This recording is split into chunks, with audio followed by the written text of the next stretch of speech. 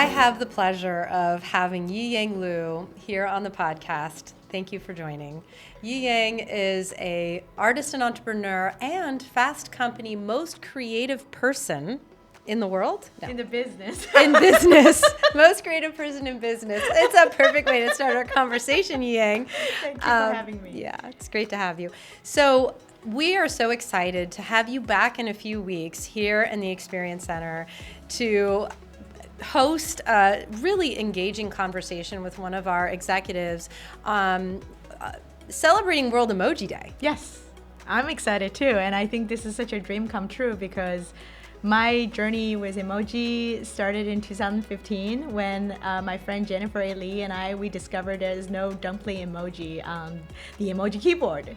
And the next thing you know, we ended up champion for the dumpling emoji, the chopstick, the fortune cookie, the takeout box, and peacock and boba tea emoji. Wow, you were part of that project. Yes, I was actually the artist behind all these 6 emojis that are used by billions of people. Wow, Yiying, that's exciting. So tell us, what does it mean to create an emoji? What is that? What's involved in that? Sure. I mean, the initial reason of creating the emoji was really a way of self-expression because I realized there is in the keyboard of all these thousands of emojis, there is no symbolism to represent dumpling, which is a food that enjoying by billions of people around the world. Not only Asian cuisine, we have like gyoza, pot stickers, but also we have ravioli, right? Italian culture, pierogi, empanadas. In Jewish culture, we have kreplech, and it's a very universal food, but it was not represented in the actual keyboard. And so to me, it was just a way of expressing my love of food, but also culture. So that drives me to create the initial dumpling emoji. And the next thing you know is my friend Jennifer A. Lee and myself, we actually championed for the emoji to be added on the keyboard. And it got approved by the Unicode, which is the nonprofit organization in Silicon Valley, which actually controlled all these keyboard emojis on whether it's iPhone or Android or Facebook or Twitter. And so the next thing you know, I realized that emoji is actually a universal language and it transcends the linguistic barrier. And that sort of motivates me to do more. And to me, this is a community give back project.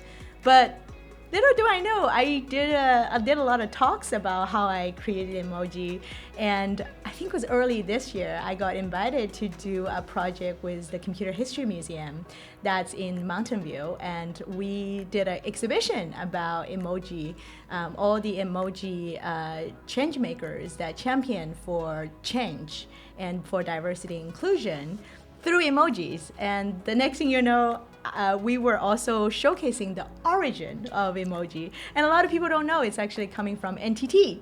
So that was we invented the emoji. Exactly. Yes, we did. In Japan, our Docomo project team invented the emoji. You know the story, don't you? You should tell the story to the public. For sure.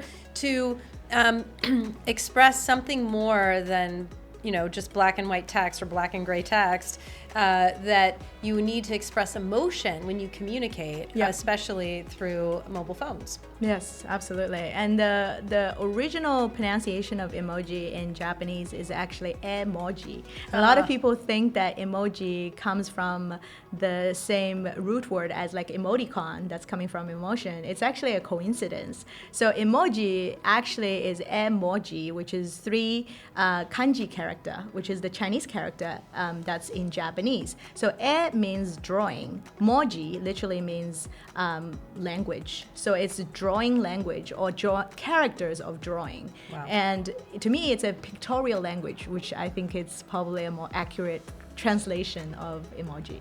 So diversity and inclusion is very important to NTT and to our global brand. Yeah. We're enormous advocates of diversity to drive innovation and a sustainable future. Sure.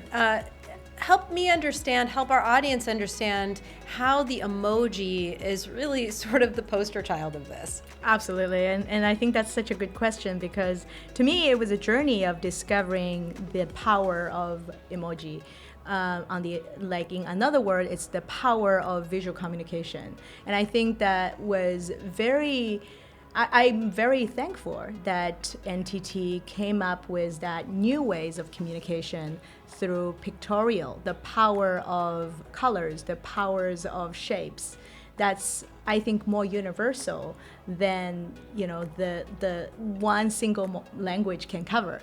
If you think about it, before emoji, we are using text, and a lot of times when we send somebody text, sometimes it's always like the tone of voice you can't really read through the text. But when you send somebody a heart, when you send someone a smiley face, that emotion, we have this word, we all know a picture means 1,000 words. And a lot of times the context of the communication could be so much more effectively communicated through this very small piece of communication device. And I think this piece of innovation, I think in a lot of ways, also revolutionized the way of communicating with different generations. For example, before, like, little kids cannot really type you a long text, but now they can just send you an emoji. I remember I had someone whose father is a lawyer, and she told me that as soon as the father, because the father's job was actually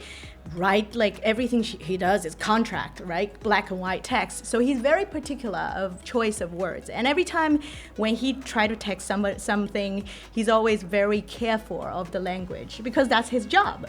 So as soon as he discovered emoji, it was a whole different expression of him. And the kids actually were so happy to see the father was showing this almost like a childlike side of him that was very lovable, and there's so much more emotion coming through. And I think that was something I found emoji is very liberating for people to be more freely express themselves. On the other hand, from my experience creating the dumpling emoji or boba tea emoji, I didn't know the significance, especially culturally, what it means to my community.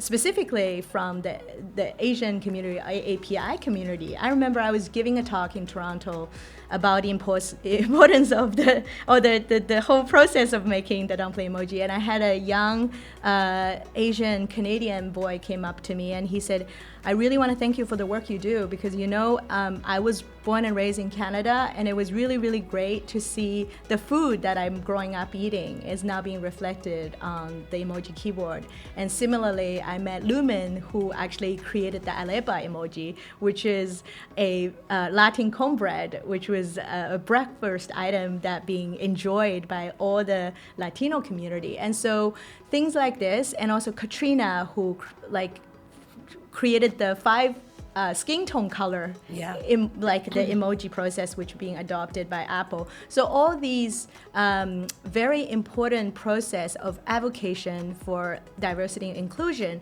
is also part of the emoji evolution, which I think it's contributed to the broader spectrum of communication. One last question for you, Yiying. Let's talk data, because Sure. we're here at the Yes. Data and AI Yes. Summit Yes. experience. Yes. So help us understand how data help not only get the boba tea emoji through, but Yes. also share for our audience the most used emoji, because I think that's interesting. Absolutely. And I love the story of the boba tea emoji because of data.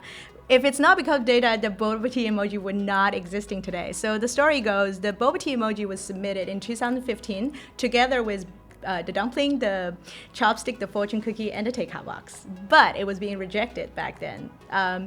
The reason why is we didn't have enough data to prove the importance of the boba tea to have an existence on the keyboard, because it's a relatively young drink.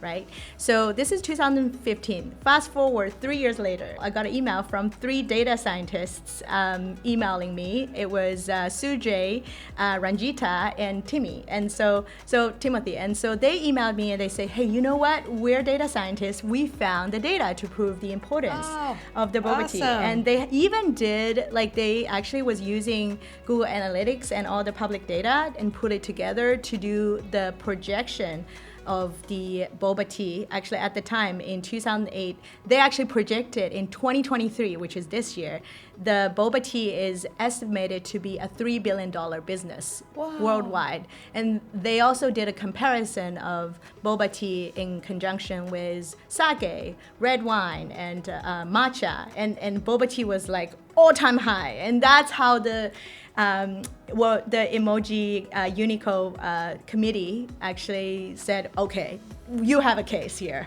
Awesome. And that's how it's being Thank you, approved. Data. Yes, thank you, Data. And to answer your question, the very number one used emoji, are you ready for the answer, is the heart emoji. Yeah. Gotta end with the love with the Yiying. Exactly. Thank And you. It's the shape of the NTT logo. Yes, it's the shape of the NTT logo. Thanks for coming in. So good to have you. It's great to be here with you. Yeah. Thank you.